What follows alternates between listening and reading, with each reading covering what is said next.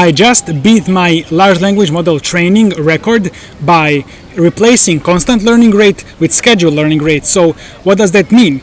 So if you don't know what learning rate any of that is, it doesn't matter, but a lot of you will. So previously it was constant number. The learning rate was constant number during the whole training, and I will explain what it is later. Just bear with me here. So right now it's actually gonna be like it's gonna reach peak quickly in the training, and then it's gonna decay and become smaller and smaller. Learning rate schedule is used everywhere these days, so we are no longer using constant learning rates anywhere. So imagine you have some neural network and you're trying to change, so each of those neurons are some numbers, and you're trying to change those numbers so they end up at correct numbers, so the neural network learns. And the idea is that in the beginning those numbers will be very different from the correct ones. So this is your loss function. Let's say you have like a big loss here. In the beginning its numbers are very different from the correct good numbers. So in the beginning you want to go down this loss function, you want to change the numbers with big jumps. So you go with the big learning rate. You want to go down the loss function with big jumps. That is, you want to change the weights with big changes, big numbers. But as you get closer to the minimum, you don't want to keep jumping with big jumps because you will overshoot, you will miss the minimum. As you get closer, you need to reduce your jump size. So you go all the way down. And then you kind of fine-tune the weights. So in the beginning, big learning rate, later smaller learning rate, so you fine-tune exactly into the minimum. So this way, I can show you that, you see my LLM is still learning. I think it will still go down slowly. So in this repository, we have this speedrun, and we're trying to actually release a new LLM. So this is the new record that I added right here. It's gonna be like a fully open AI research lab, so you can contribute as well. And you can learn by doing real AI research as well. So there is this concept of loss floor. You see, because we have better learning rate, now the loss floor is lower. So it's gonna learn more.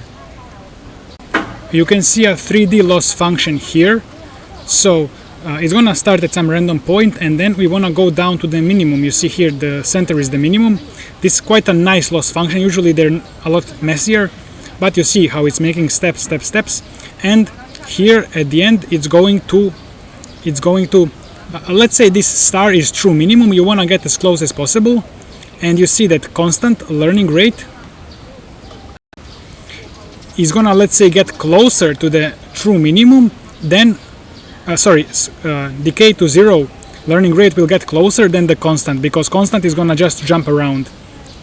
There is also Warmup stable decay learning rate scheduling. So Warmup, in the beginning, we go quickly in Warmup. So in the beginning, learning rate is 0 because the changes are going to be very random. So we don't even need to change weights, because the first few moments, first steps, it's going to be so random. So it makes no sense to change weights randomly. But AI neural network will learn quickly. So then we put a stable learning rate. But check this out. As we start decaying the learning rate, the learning starts continuing, because now it has smaller step. Now it can fine tune. By the way, I'm reading all of this in our school community, where we teach beginners how to do AI research from scratch. You can join below the video. There are so many courses. Here are so many different types of learning rates. So you may have it like this, warm-up and constant decay.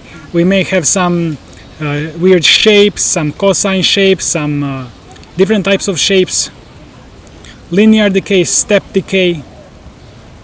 Usually you want to do like some cosine decay, or just as I did, warm up linear decay to 0. Because the main idea is that you want to make it decay. Now how exactly you want to make it decay is not so important, or it's less important than, the constant is, you don't want to use constant. That's the most important.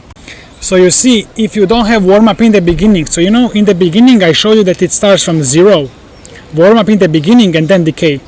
So if you don't have this warm up in the beginning, what can happen is that huge learning rate is gonna start making random changes in the beginning, because neural network doesn't know anything.